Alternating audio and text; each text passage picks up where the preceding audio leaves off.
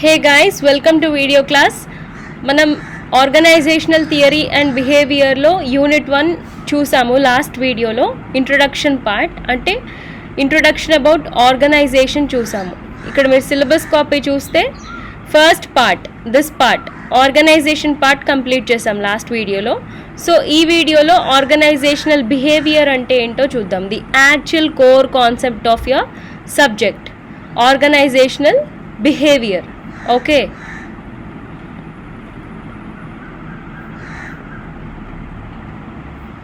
yeah, so what is behavior? Behavior is nothing but the way in which a person acts. Pravartana, Telugulo pravartana.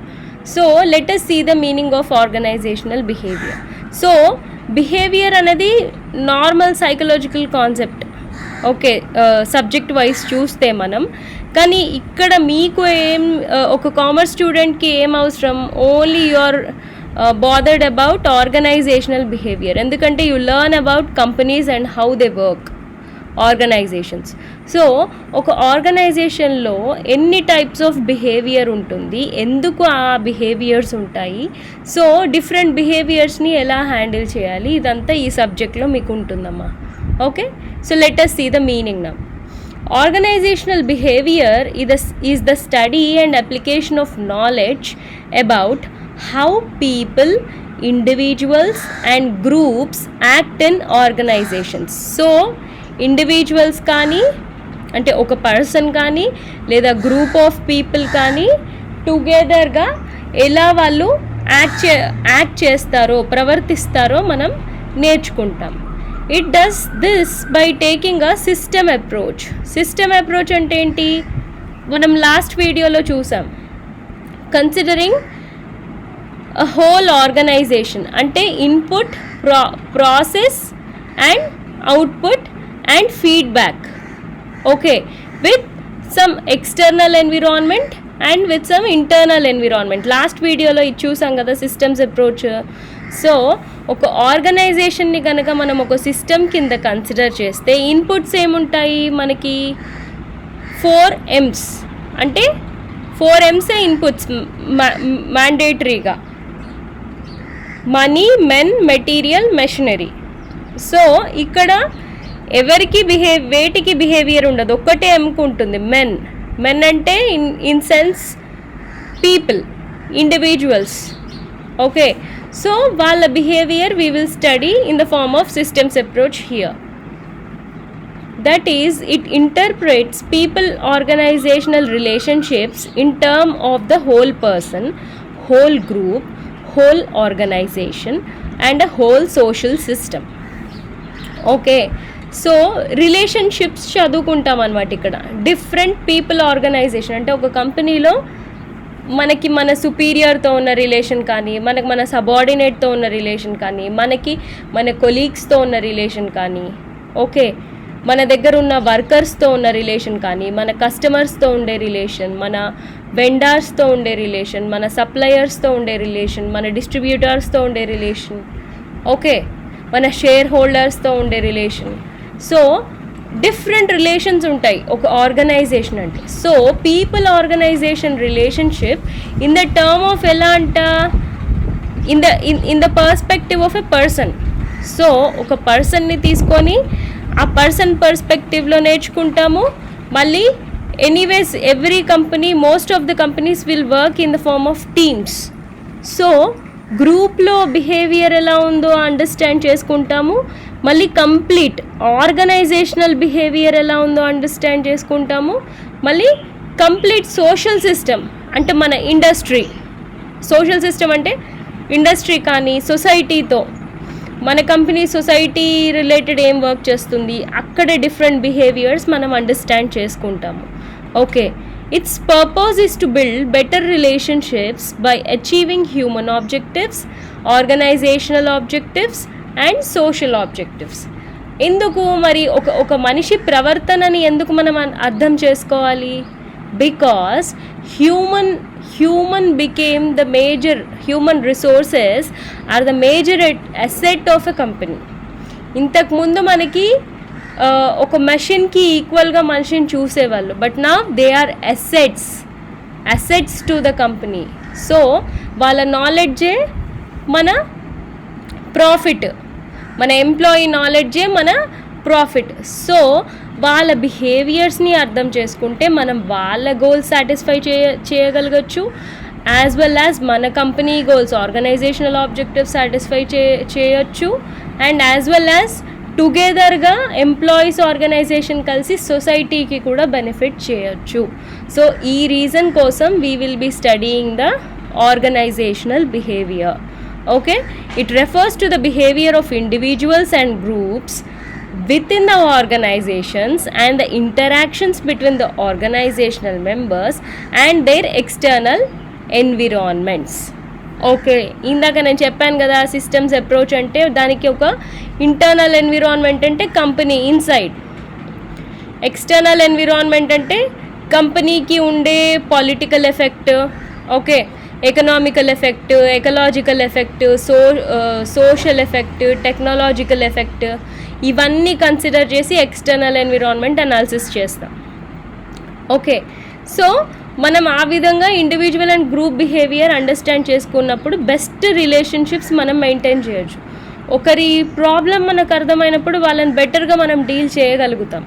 Okay, so that's the reason why we need to study organisational behaviour. Okay, so ఇవి different definitions అమ్మ organisational బిహేవియర్కి, different persons from this field ఇచ్చిన వాళ్ళు. So Stephen P Robbins is the most famous person from this field. So ఆయన ఇచ్చిన definition మనం చూద్దాం. Organisational behaviour is a field of study that investigates the impact that individuals, groups and structure have behaviour in the organisations. So ఏంటంట, it's a study. ఆ study ఏం investigate చేస్తోంది, ఏం చదువుకుంటుంది ఆ స్టడీ అంటే ఇంపాక్టింగ్ ద ఇండివిజువల్స్, అంటే individual ఎందుకు అలా ప్రవర్తిస్తున్నాడు, దానికి ఉన్న ఇంపాక్ట్ ఏంటి, అంటే రీజన్ ఏంటి, ఒక గ్రూప్ ఈ పలానా విధంగా ఎందుకు ప్రవర్తిస్తోంది, దానికి ఉన్న రీజన్ ఏంటి, ఇంపాక్ట్. అండ్ మన ఆర్గనైజేషనల్ స్ట్రక్చర్ ఇలా ఉంది, tall organization, flat organization. So sometimes మనకి మేనేజర్స్, సుపీరియర్స్ చాలా స్ట్రిక్ట్గా ఉంటారు. సమ్టైమ్స్ ఫ్లాట్ ఆర్గనైజేషన్ అంటే ఎక్కువగా సుపీరియర్స్ ఉండరు, మనమే మేనేజ్ చేసుకోవాలి. సో ఎలాంటి స్ట్రక్చర్లో ఉన్నాము, different structures will give different kind of behaviours, దానికి రీజన్స్ ఏంటి. ఓకే, ఇవన్నీ మనం అర్థం చేసుకొని and we apply such knowledge, అలాంటి నాలెడ్జ్ మనం అర్థం చేసుకున్న నాలెడ్జ్ని ఎందుకు అప్లై చేస్తామంట, towards improving and organisations effectiveness. So ఓవరాల్గా organisation performance, organisation success, organisation profit, effectiveness కోసం ఇంత బ్యాక్గ్రౌండ్ వర్క్ మనం చేస్తున్నాము.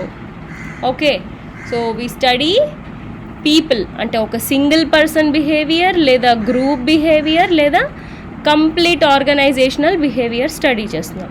Okay, so this is the definition given by Stephen P Robbins, the most famous person from this field. Okay, then next,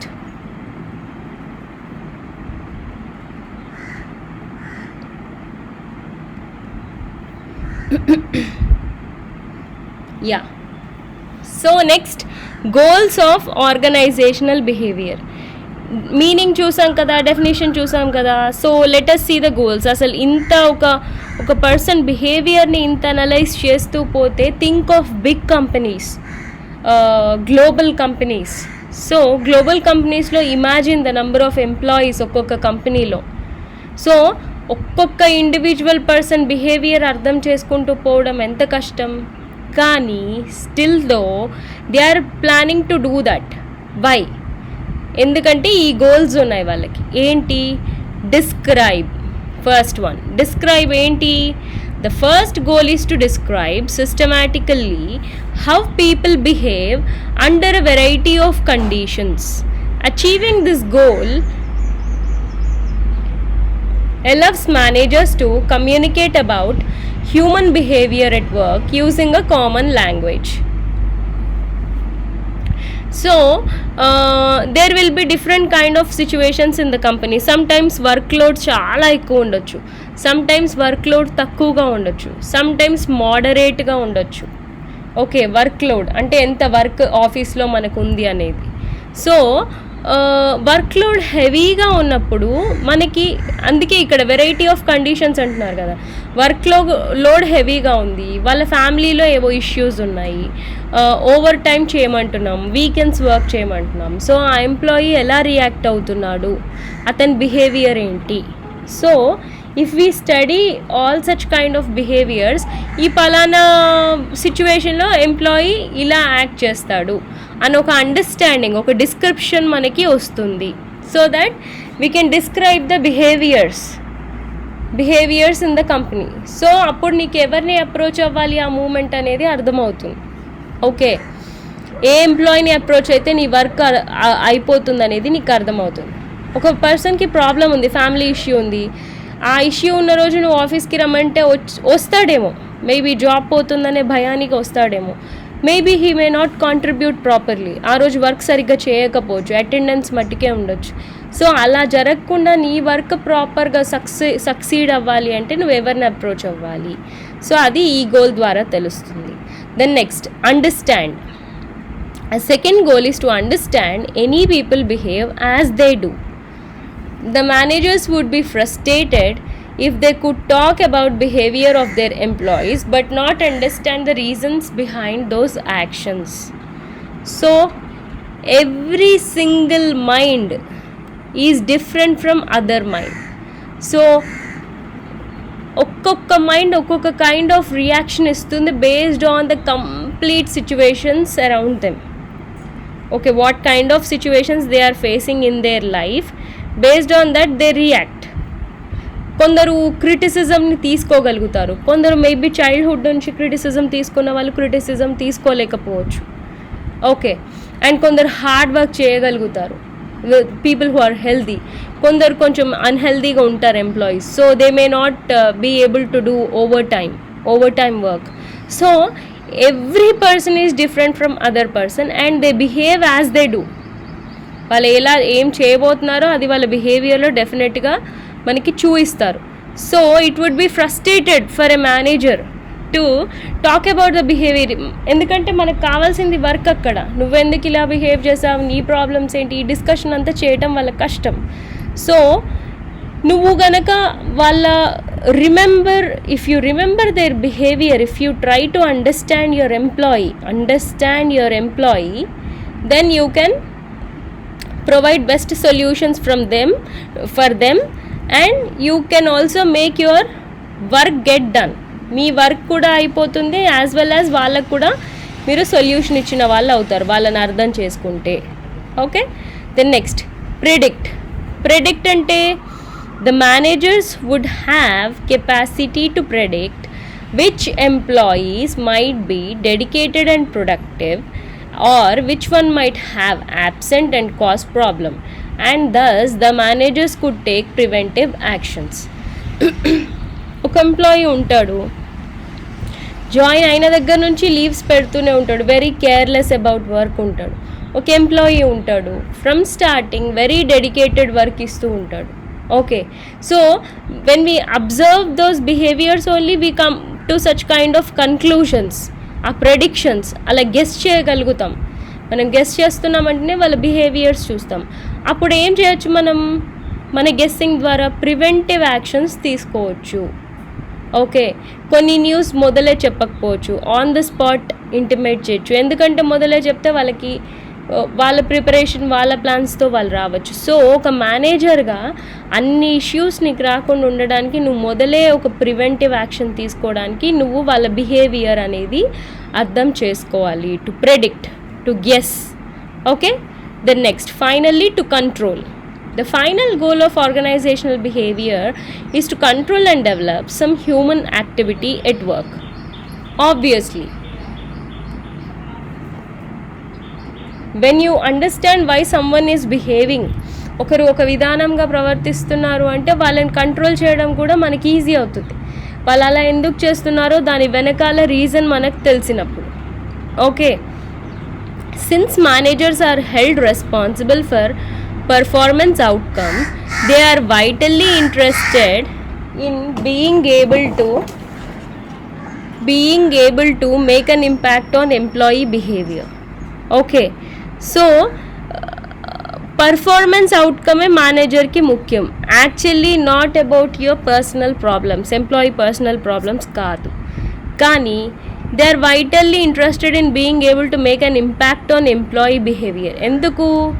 me behaviour మారిస్తేనే నాకు ఇది వస్తుంది outcome. So that's the reason why మీకు skill development కానీ లేదా team effort, టీంలో బాగా work చేయడానికి కానీ, మన కంపెనీ ప్రొడక్టివిటీ పెంచడానికి కానీ హెల్ప్ అయ్యే ట్రైనింగ్ మీకు ఇస్తారు, మీ బిహేవియర్ అండర్స్టాండ్ చేసుకొని.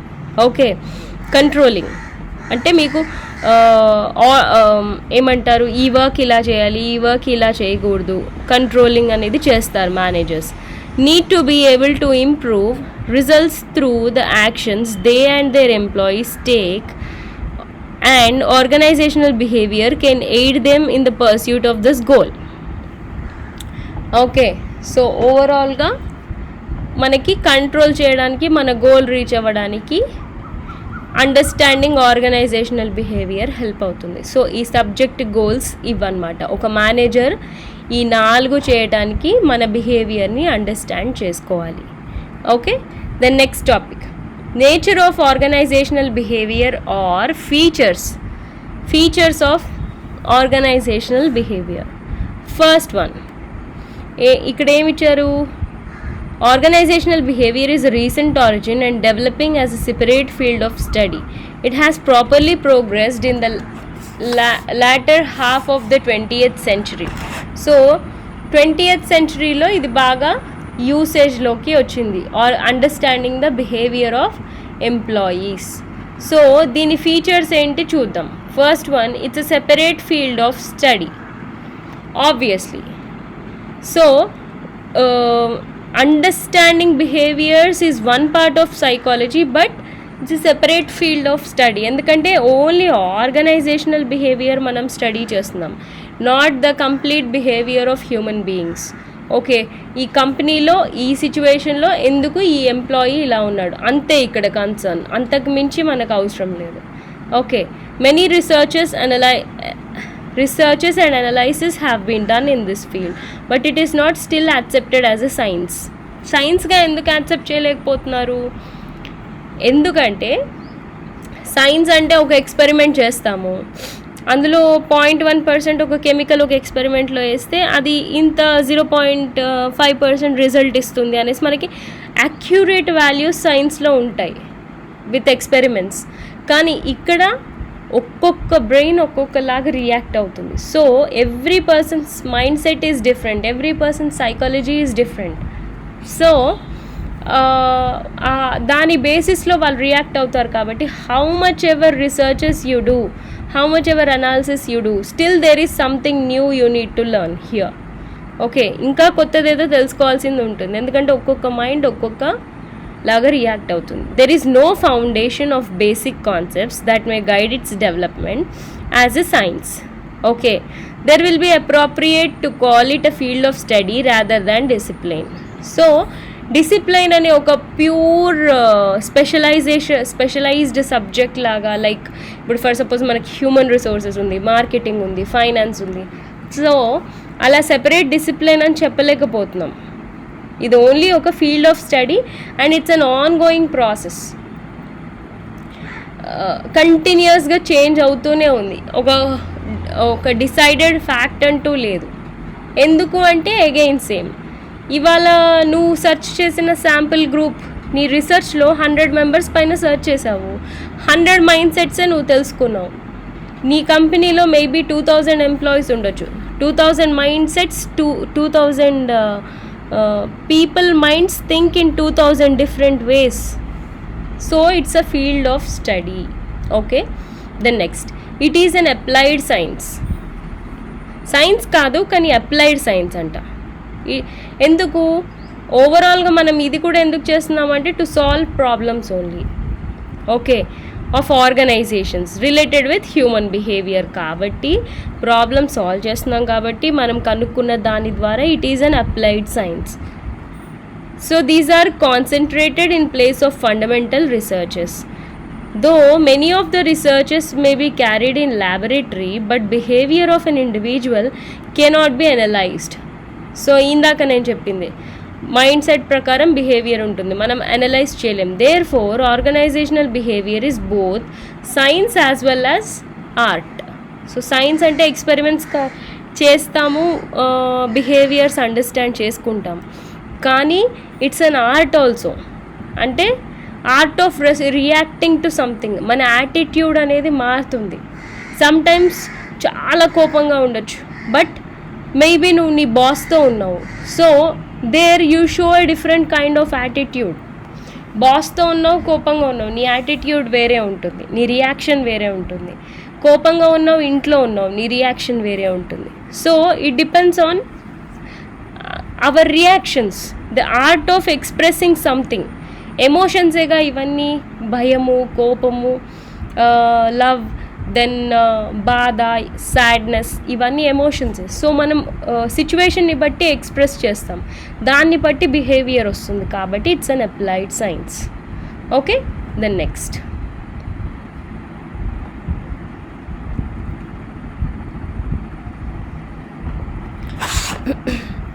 It is goal oriented obviously. So ఇంత స్టడీ, ఇంత అనాలిసిస్ మనం చేస్తున్నామంటే దెర్ ఇస్ సమ్ గోల్. ఆ గోల్ ఏ గోల్స్ అయి ఉండొచ్చు. It can be individual goals. Of course నీ కంపెనీ ప్రాఫిట్స్లో నడుస్తుంది, నీ ఎంప్లాయీస్ నీ కోసం వర్క్ చేస్తున్నారు, ప్రాఫిట్స్ ఇవ్వగలుగుతున్నారు. స్టిల్ వాళ్ళ పర్సనల్ ప్రాబ్లమ్స్ ఉండొచ్చు, కొన్ని ఫైనాన్షియల్ ఇష్యూస్ ఉండొచ్చు, లేదా కెరియర్ గోల్స్ ఉండొచ్చు. హైయర్ ఎడ్యుకేషన్ని ప్రిఫర్ చేయాలనుకుంటున్నాడు నీ ఎంప్లాయీ, కానీ జాబ్ వల్ల వెళ్ళలేకపోతున్నాడు, లేదా పర్సనల్ ప్రాబ్లమ్స్, లేదా హెల్త్ ప్రాబ్లమ్స్, లేదా ఫైనాన్షియల్ ప్రాబ్లమ్స్, రకరకాల ప్రాబ్లమ్స్. సో వాటికి నువ్వెంత హెల్ప్ చేస్తున్నావు? నీ కంపెనీ నువ్వు ఇచ్చే జాబ్, నువ్వు ఇచ్చే శాలరీ వల్ల వాళ్ళ ఇండివిజువల్ గోల్స్ సాటిస్ఫై అవుతున్నాయా లేదా? అండ్ నీ ఆర్గనైజేషనల్ గోల్స్, ఇదే మెయిన్ కదా. వాళ్ళ గోల్స్ అండ్ ఓవరాల్గా ఆర్గనైజేషన్ కంపెనీ గోల్స్ సాటిస్ఫై అవ్వాలి. అండ్ వీళ్ళిద్దరూ కలిసి వర్క్ చేస్తే సొసైటీకి వీళ్ళిద్దరి ద్వారా మంచి జరగాలి. ఓకే, సో ఇవి goals. Then interdisciplinary in nature. So ఇక్కడ మనకి ఏమేమి సబ్జెక్ట్స్ ఇన్వాల్వ్ అవుతాయి ఒక బిహేవియర్ అర్థం చేసుకోవాలి అంటే అండ్ అది కూడా ఆర్గనైజేషన్లో. సో మనకి కంపెనీస్ గురించి ఐడియా ఉండాలి, ఆర్గనైజేషనల్ ఇన్ఫర్మేషన్ ఐడియా ఉండాలి. Okay, then social sciences idea ఉండాలి. అంటే సొసైటీలో డిఫరెంట్ కైండ్ ఆఫ్ రిలేషన్షిప్స్ ఎలా ఉంటాయి, బిహేవియర్స్ ఎలా ఉంటాయి అండర్స్టాండ్ చేసుకోవాలి. దెన్ ఇండివిజువల్ సైకాలజీ అండర్స్టాండ్ చేసుకోవాలి. డిఫరెంట్ సబ్జెక్ట్స్ ఇన్వాల్వ్ అయి ఉన్నాయి, ఒక్క సబ్జెక్ట్ కాదు. కాబట్టి it is interdisciplinary in nature. Okay, then next focus attention on people. Obviously behaviours ఎవరికి ఉంటాయి? మెషిన్స్కి ఉంటాయా? నో, పీపుల్కే ఉంటాయి. కాబట్టి major focus is on people and the environment around them. So సిచ్యువేషన్స్ని బట్టి, వర్కింగ్ కండిషన్స్ని బట్టి మన క్రియేటివిటీ అనేది బయటికి వస్తుంది. ఓకే, మనం ఇండిపెండెంట్గా వర్క్ చేయగలుగుతున్నామా లేదా అర్థమవుతుంది. అండ్ మనం గోల్ రీచ్ అవ్వగలుగుతామా లేదా అనేది అర్థమవుతుంది. ఓకే, అండ్ మనం ఎంప్లాయీస్ని మోటివేట్ కూడా చేయగలుగుతాం. Okay, so major attention is on people. Then it is a normative science. Normative science అంటే it just not only define the cause and effect relationship but also suggests how the result of various researches can be applied to get organizational results. అంటే just cause and effect కాదు, అతనికి ఈ problem ఉంది అందుకే ఇలా react అయ్యాడు అంతవరకు తెలుసుకొని ఏం చేస్తావు? నో, అదొకటి కాదు. అది తెలుసుకొని అతని బిహేవియర్ని నువ్వు చేంజ్ చేసి నీ ఆర్గనైజేషనల్ గోల్ సైడ్ డైవర్ట్ చేసి ఫైనల్గా గోల్ అచీవ్ చేయించుకోగలగాలి. Okay, to attain organisational results. what acceptable by the society is not defines positive signs, but it is done by normative signs. So నీ సైడ్ అతని behaviour మరల్చుకున్నప్పుడు it should be accepted by the society also. Your company must not be selfish.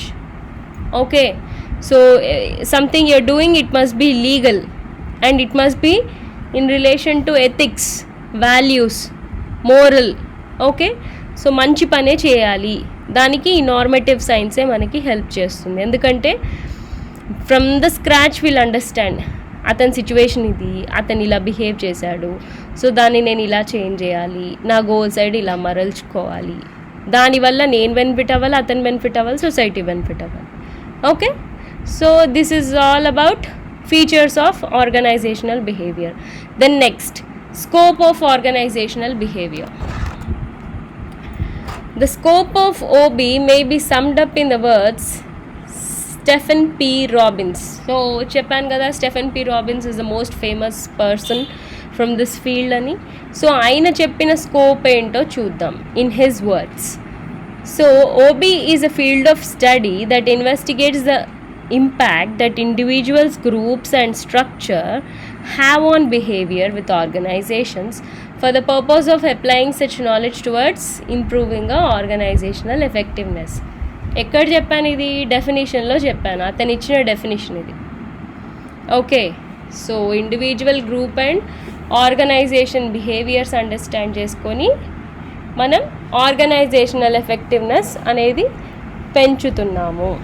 Okay, scope అంటే ఏంటి మరి? ఎంత పరిధి దాకా మరి ఈ బిహేవియర్ అండర్స్టాండింగ్ అనేది మనం అప్లై చేసుకోవచ్చు.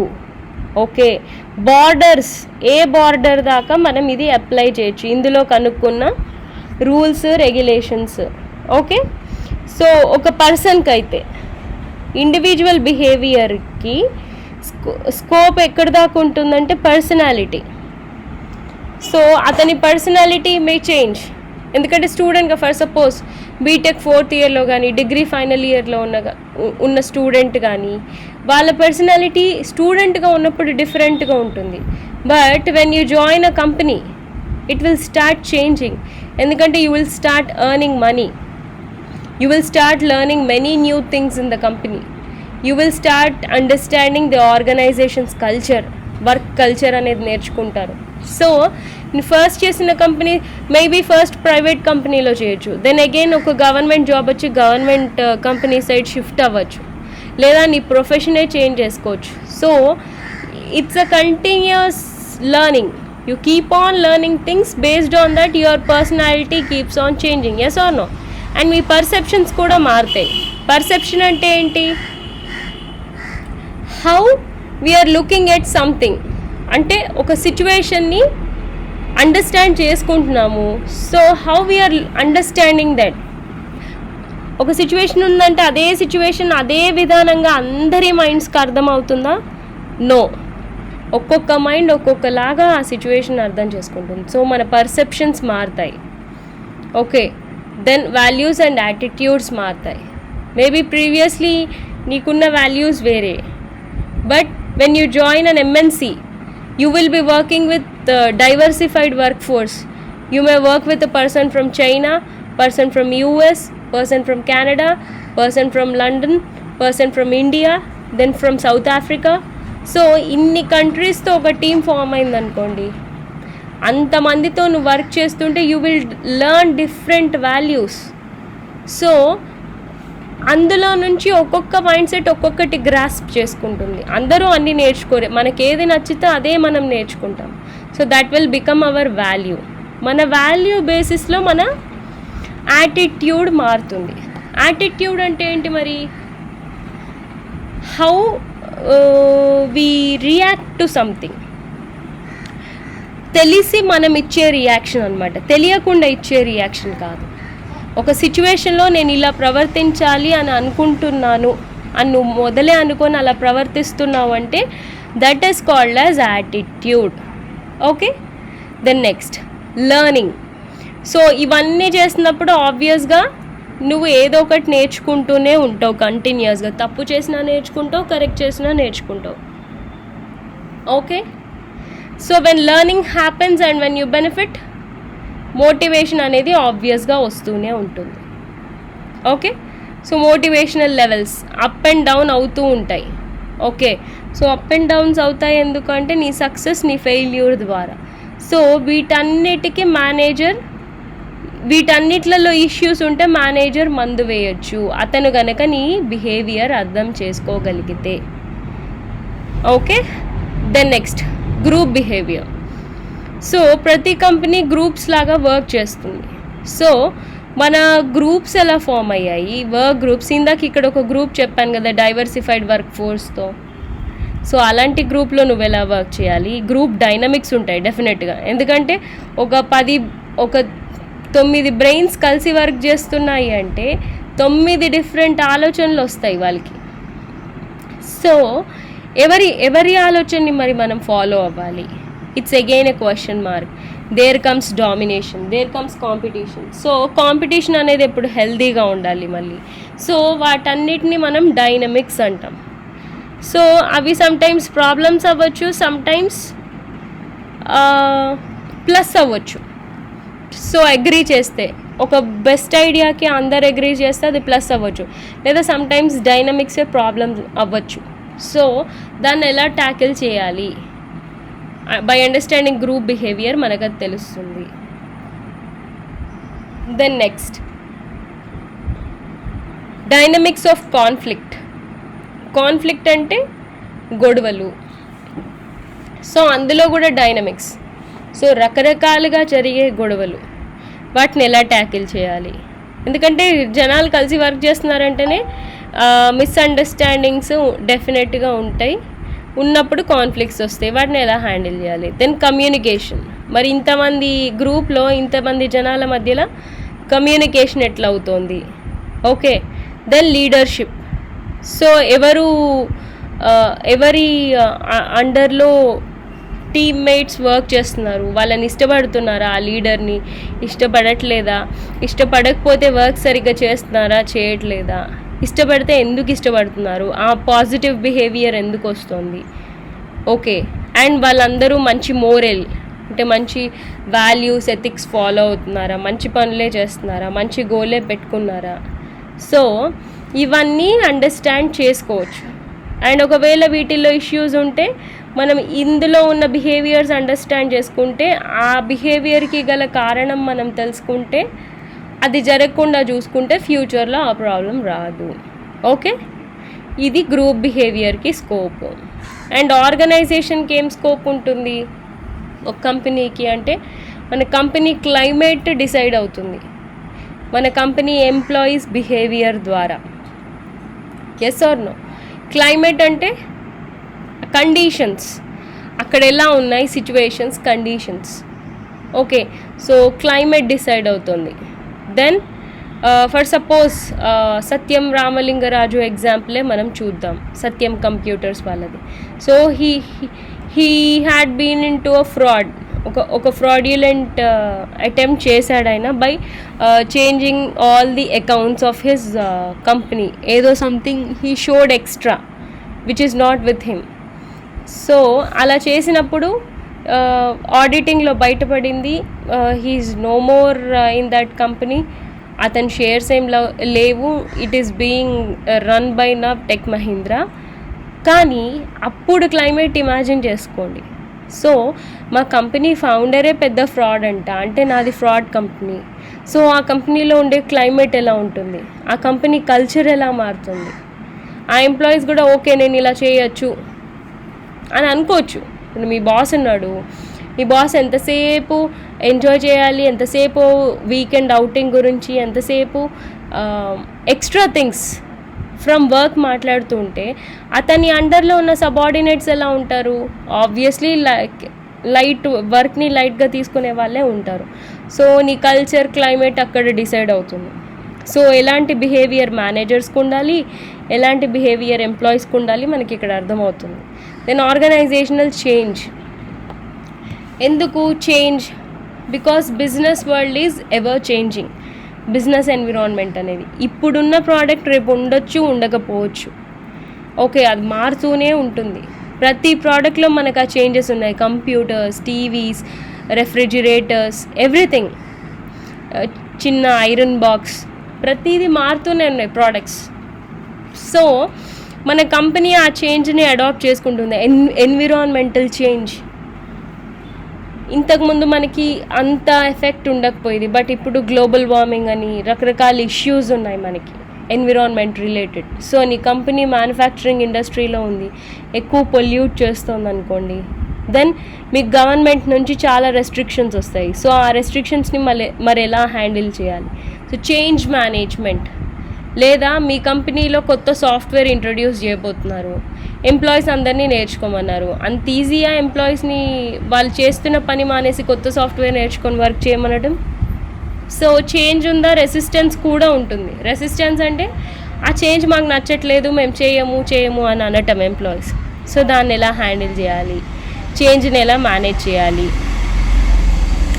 దెన్ ఆర్గనైజేషనల్ ఎఫెక్టివ్నెస్ అంటే ఎంత బాగా మనం మన దగ్గర ఉన్న రిసోర్సెస్ని వాడుతున్నాం, యూటిలైజ్ చేస్తున్నాము ఒక అవుట్పుట్ ఇవ్వడానికి, ఆ అవుట్పుట్ నుంచి రిటర్న్స్ తెచ్చుకోవడానికి. ఓకే, సో ఇవన్నీ చేసినప్పుడు ఆర్గనైజేషనల్ డెవలప్మెంట్ మనం చూస్తాము.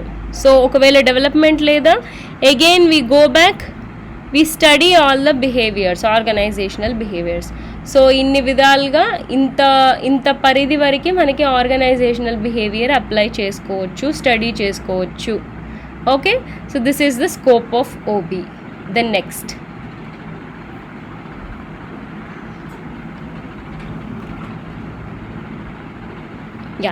So fundamentals of organisational behaviour మనం నెక్స్ట్ వీడియోలో చూద్దామమ్మా.